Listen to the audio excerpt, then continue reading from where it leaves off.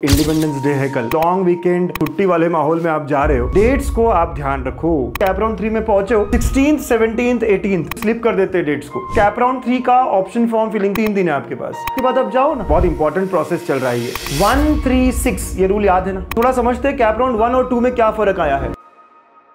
इतने सारे अच्छे अच्छे कमेंट्स आते हैं, पर यार सब्सक्राइब करना भूल जाते हो। कोई नहीं, हम याद दिलाते रहेंगे। So hit that subscribe button and bell icon, because MSTCT बोले तो गणित अंक। हेलो बच्चों, वेलकम टू गणित अंक। बच्चों, अब इंडिपेंडेंस डे है कल, छुट्टी वाले माहौल में आप जा रहे हो सकता है कुछ पेरेंट या कुछ बच्चे 15, 16, 17 लॉन्ग वीकेंड एंजॉय करने के हिसाब से जाएंगे कहीं घूमने फिरने। प्लान होगा फैमिली का, पक्का। दोस्तों का भी प्लान कर सकते हो, करा होगा। बट मैं चाहता हूँ कि डेट्स को आप ध्यान रखो, अपनी प्रोसेस को भी फॉलो करते रहो। तो मैं शुरू कर रहा हूँ आज का इस वीडियो को और इंपॉर्टेंट डेट्स के साथ। क्या क्या इवेंट्स हैं आगे। आपने अगर cap round 1, cap round 2, betterment या जो भी आपने आगे करते करते अब अगर आप कैप राउंड 3 में पहुंचे हो, तो कैप राउंड 3 के लिए इंपॉर्टेंट डेट्स क्या क्या है, ठीक है। तो अब रिपोर्टिंग टू अलॉटेड इंस्टीट्यूट, यहां तक की कहानी खत्म हुई है। 14 अगस्त 5 PM 5 PM तक था, जो हो चुका है। अब वैकेंट सीट्स कल आएंगे। कल छुट्टी है लेकिन ऑनलाइन आपको वैकेंट सीट्स दिख जाएंगे, राइट। तो 15 अगस्त CT सेल काम कर रहा है ना, बढ़िया तरीके से। 15 अगस्त vacant seats for CAP round 2, कितने वैकेंट है वो दिखेंगे। और 16th, 17th, 18th, इसलिए मैं कह रहा हूं क्योंकि कुछ पेरेंट्स, कुछ बच्चे, कुछ फैमिली टूर हो सकता है। बट आप याद रखना 16, 17, 18 को आपको कैप राउंड 3 का ऑप्शन फॉर्म फिलिंग करना है। अगेन 3 दिन है आपके पास। 16 को कर लो, 17 को कर लो, 18 को कर लो। आपको पता है कैसे करना है, अब आपने करा है 1 और 2 में, ठीक है। इवन मैं भी लाइव सेशन ले लूंगा हमारे काउंसलिंग वाले बच्चों का। 16 को सुबह सुबह रख लेंगे, फटाफट रख लेंगे। लेकिन आप फटाफट कर लो, उसके बाद आप जाओ ना, आपके पास टाइम है।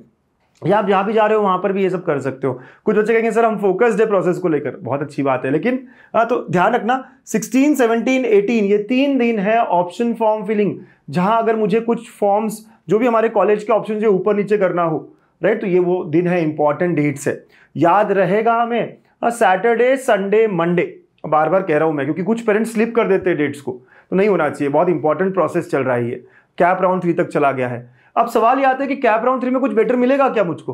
तो थोड़ा समझते हैं कैप राउंड 1 और 2 में क्या फर्क आया है।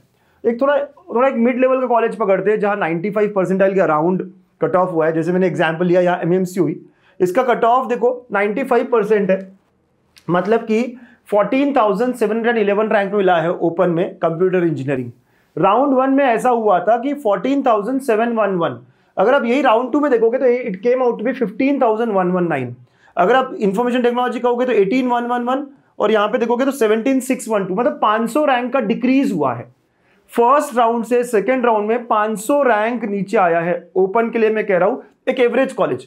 अगर आप ऊपर के लेवल के कॉलेज कहोगे VIT, PICT, तो वो 100 रैंक 200 रैंक से स्लिप हुए हैं, बहुत थोड़ा सा slip. Even for Mumbai colleges भी अगर आप देखोगे, DJ सांघवी वगैरह, मैंने देखा है सारा डेटा, वो 100 रैंक से स्लिप हुआ है थोड़ा सा, और एक हाथ कॉलेज में ऊपर भी गया है।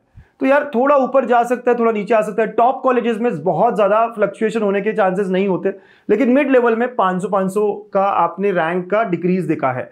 अगर आप और नीचे होते हो और 70s 80s वाले कॉलेजेस में देखते हो, 85 जिसका परसेंटाइल कट ऑफ है, वह 1000 2000 का भी स्लिप हुआ है। आपने देखा ही होगा, पक्के से आपने एनालाइज किया ही होगा।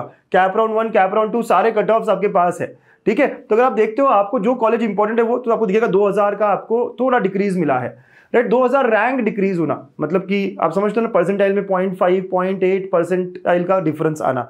अब कैप राउंड 3 में क्या होगा sir, this is what you are asking. So now important thing is, अगर आपने सब एनालाइज किया हो तो आप बहुत इंपॉर्टेंट तरीके से बता सकते हो। 136 ये रूल याद है ना, राइट। ये कैप राउंड 1 के लिए था कि यार एक ही ऑटो फ्रीज होगा। अब कैप राउंड 2 में 3 ऑप्शंस ऑटो फ्रीज होने वाले हैं, मतलब कई सारे बच्चे यहां से अब रेस से बाहर हो जाएंगे। कुछ बच्चे ऐसे भी होंगे जिनको लग गया, नहीं चाहिए था, वो भी बाहर हो गए। सो देयर आर चांसेस कि अब थोड़ा बेटर या थोड़ा ज्यादा डिक्रीज हो। अगर अभी 500 से डिक्रीज हुआ था तो अगले राउंड में 1000 से डिक्रीज होने के चांसेस है। तो जो बच्चे वेट कर रहे हैं कि यार 1000 रैंक नीचे आएगा क्या, कॉलेज किस रेंज में, टॉप कॉलेज में 1000 रैंक का डिक्रीज नहीं होने वाला, इतनी सीट्स ही नहीं है। टॉप कॉलेज में पहले 100 का डिक्रीज था, तो अब शायद 200 का डिक्रीज दिखे। 200 रैंक्स लेस हो सकता है, वहाँ चांसेस बन सकते हैं आपके। अगर आप PICT में, VIT में, PCCOE में या COEP तो थोड़ा टफ ही लगता है मुझको, क्योंकि वहाँ कोई छोड़े तभी आगे बढ़ेगा, ठीक है, या फिर VJTI या SPIT, DJ सांघवी, थाडोमल, इन कॉलेजेस में अगर आपका नंबर 200 रैंक से छूटा हुआ है तो आप समझ सकते हो कि अगले राउंड में होने वाला है, आपके लिए वो सीट ओपन होने वाली है। तो 200 रैंक के अराउंड ये टॉप कॉलेज में मुझे लगता है इस थर्ड राउंड में जब अलॉटमेंट होगी तो 200 रैंक का डिक्रीज हो सकता है इन टॉप कॉलेजेस। वैसे मिड रेंज कॉलेजेस में इट कैन गो टू 700 और 800 रैंक्स। आप समझ रहे हो ना मैं क्या कहने की कोशिश कर रहा हूं। और लोअर कॉलेजेस में ये अराउंड 2000 रैंक का डिफरेंस लाएगा, ठीक है। लोअर मतलब जो 80 और 90 के बीच में है, इतना डिक्रीज होने के चांसेस है। लेकिन हाँ, ऐसा भी हो सकता है कभी कभी कोई एक आध कॉलेज का इंक्रीज भी हो जाता है, तो इट हैपन्स, क्योंकि डिपेंड करता है कितने लोग अप्लाई कर रहे हैं, कितने लोग छोड़ रहे हैं, कितने लोग एडमिशन ले रहे हैं, कई सारी चीजें। लेकिन ये एनालिसिस ये करता है कि इस तरह का आपको डिक्रीज मिलेगा। तो कैप राउंड 3 और उसके बाद कैप राउंड 4, क्योंकि कैप राउंड 3 में 6 ऑटो फ्रीज होने वाले हैं, तो और मजा आएगा। कैप राउंड 4 में और अच्छा डिक्रीज दिखेगा। तो यार इसलिए मैं पहले से कह रहा हूं कि कीप वेटिंग, पेशेंस रखो, आखिरी तक जाओ। लेकिन कुछ रहता है कि भाई हॉस्टल मिलेगा कि नहीं मिलेगा, या अगर वो प्रायोरिटी पे है तो आपको एडमिशन लेना पड़ेगा। इनफैक्ट सेकंड राउंड में एक बच्ची, सिद्धि हमारी बच्ची आज गई एडमिशन लेने के लिए PICT CS में, तो सेकंड राउंड में ही उसको एडमिशन हॉस्टल का नहीं मिला, हॉस्टल फुल हो चुका है, ऐसा बताया गया। तो यार ये बात तो है कि हॉस्टल्स वगैरह के लिए थोड़ी तकलीफ हो सकती है। अगर आप पुणे के कॉलेजेस में बात कर रहे हो, मुंबई में तो वैसे ही आपको बाहर रहना है, हॉस्टल्स कम ही जगह पर है, या बाकी जगहों पे तो भाई इट्स इजी टू गेट। तो अगर ऐसी कोई चीज़ है तो फिर आपको कैप राउंड 3 में थोड़ी दिक्कत हो सकती है, या फिर आपको फ्रीज करना पड़ेगा हॉस्टल्स की प्रायोरिटी हो तो, ठीक है। लेकिन अगर आप अच्छा कॉलेज चाहते हो तो कैप राउंड 3 के बाद में भी आप बेटरमेंट करो, कैप राउंड 4 तक जाओ, क्योंकि ये जो 6 ऑटो फ्रीज है ना, ये इट मेक्स थिंग्स इंटरेस्टिंग, और मजा आएगा और अच्छा होगा। और एक और खास बात है कि राउंड 3 राउंड 4 में जो कैटेगरी के सीट्स रह जाते हैं, जो कैटेगरी से सीट्स फिल नहीं होते, वो अब सबको मिलने लग जाते हैं। अगर कोई SC कैटेगरी की सीट्स बच गई है जो नहीं अलॉट हुई है, जहां एडमिशन ही नहीं हुई, मतलब किसी ने अप्लाई नहीं किया SC कैटेगरी में से, ST कैटेगरी में से, अब वो सबके लिए ओपन हो जाती है, आप सबको वो सीट्स मिलने लग जाती है थर्ड और फोर्थ राउंड में। तो इस वजह से और ज्यादा अच्छे चांसेस बन जाते हैं कि हमें अलग अलग कॉलेज में एडमिशन मिलना शुरू हो जाए, ठीक है। तो प्लीज कीप वेटिंग, ये अच्छी बात है। ओके, तो कैप राउंड 3 में क्या होगा, तो जैसे मैंने कहा इतना डिक्रीज मैं एक्सपेक्ट कर रहा हूँ कैप राउंड 3 में। अब हम देखेंगे राउंड 3 के बाद में भी कट ऑफ्स का एनालिसिस, और फिर पता करेंगे क्या हुआ क्या नहीं हुआ। आप बिल्कुल एक्सपेक्ट कर सकते हो कि कट ऑफ थोड़ा डिक्रीज होगा। टॉप कॉलेजेस में ज्यादा नहीं होगा, अगेन आई एम सेइंग, है ना। मिड लेवल कॉलेजेस में ऐसा होगा, और जो 85, 80 to 90% जिनका कट ऑफ है, उन कॉलेजेस में ऐसा कट ऑफ आपको डिक्रीज मिलेगा, ठीक है।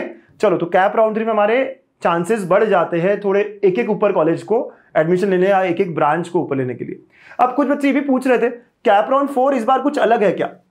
कहीं से किसी ने सुना कि कैप राउंड 4 में आप बेटरमेंट नहीं कर सकते, वो तो ऐसा है वैसा है। ऐसा कुछ नहीं है। हमने CET सेल को भी फोन किया था, रिकॉर्डिंग भी है हमारे पास। एक नॉर्मल जैसे हमारा राउंड 2 था, वैसे ही राउंड 3 है, वैसे ही राउंड 4 है, राइट। बस एक राउंड बढ़ाया है ताकि लोगों को ज्यादा एडमिशन मिल पाए। ऑटो फ्रीज 6 हो जाते हैं तो ज्यादा बच्चे, इनटेक जो है ज्यादा अच्छा फ्रीज हो जाएगा, ठीक है। तो यही है कि कैप राउंड 4 बहुत अलग है क्या, कुछ है क्या? नहीं, कैप राउंड 4 अपने राउंड्स की तरह ही है। इसके बाद आपको पता है ना कि ILS या स्पॉट या ACAP, ये सब इसके बाद है, जिनकी डेट्स जो है आपको पता ही है कि सितंबर में है, right, that is in the month of September, ठीक है। तो अभी नेक्स्ट राउंड अगले हफ्ते में गणेश उत्सव के आसपास चलेगा, और उसके बाद कैप राउंड 4 होगा, ठीक है। तो ये सारी बातें आप समझो and keep trying, have patience. अच्छा कॉलेज पक्का मिलेगा, बिल्कुल मिलेगा, है ना। सारे राउंड्स अटेम्प्ट करो, एक कॉलेज कैप राउंड्स के थ्रू लेके जाओ, और उसको लगने के बाद भी आप ILS भी ट्राई कर सकते हो। लेकिन सर ILS में 2x 3x बहुत फीस ज्यादा हो गई है, नहीं करना है वो आपकी इच्छा। आप अगेंस्ट कैप और स्पॉट भी ट्राई कर सकते हो, बिल्कुल। एक यहाँ एडमिशन लेने के बावजूद आप वहां पर भी हर जगह ट्राई कर सकते हो, हर जगह एडमिशन ले सकते हो, और आपको बाद में पैसे वापस भी मिलते हैं। एक कट ऑफ डेट होती है, ठीक है। इस पर और बात करेंगे आगे। तो आप बताना आपको क्या लगता है, which college you can get in CAP round 3? हाँ, एक कॉलेज का इंप्रूवमेंट मुझे दिखता है, या एक ब्रांच का, आप बताना वो कौन सी है आपके लिए। Bye bye, take care and happy Independence Day again. और एक और इंपॉर्टेंट बात मैं बता दूं कि यार आपका प्यार जो है हमें बहुत मिल रहा है। इंजीनियर गणितंक 10K सब्सक्राइबर हो चुके हैं। आप इंजीनियर बनने वाले हो, ये चैनल आपके लिए है। और हम चालू कर रहे हैं बेसिक्स फ्रॉम 18 अगस्त यूट्यूब पे लाइव। हमने जैसे प्रॉमिस किया था 10K हो जाएगा तो हम आपको बेसिक्स सिखाएंगे, फ्री में यूट्यूब पे सिखाएंगे। आ जाना, जुड़ जाना, ठीक है। यूट्यूब लाइव होगा, इस चैनल पे होगा इंजीनियर गणितंक @इंजीनियर गणितंक। अब इंजीनियर बनेगा बच्चा, अच्छा वाला इंजीनियर बनेगा, ठीक है। Bye bye, take care, have a great day.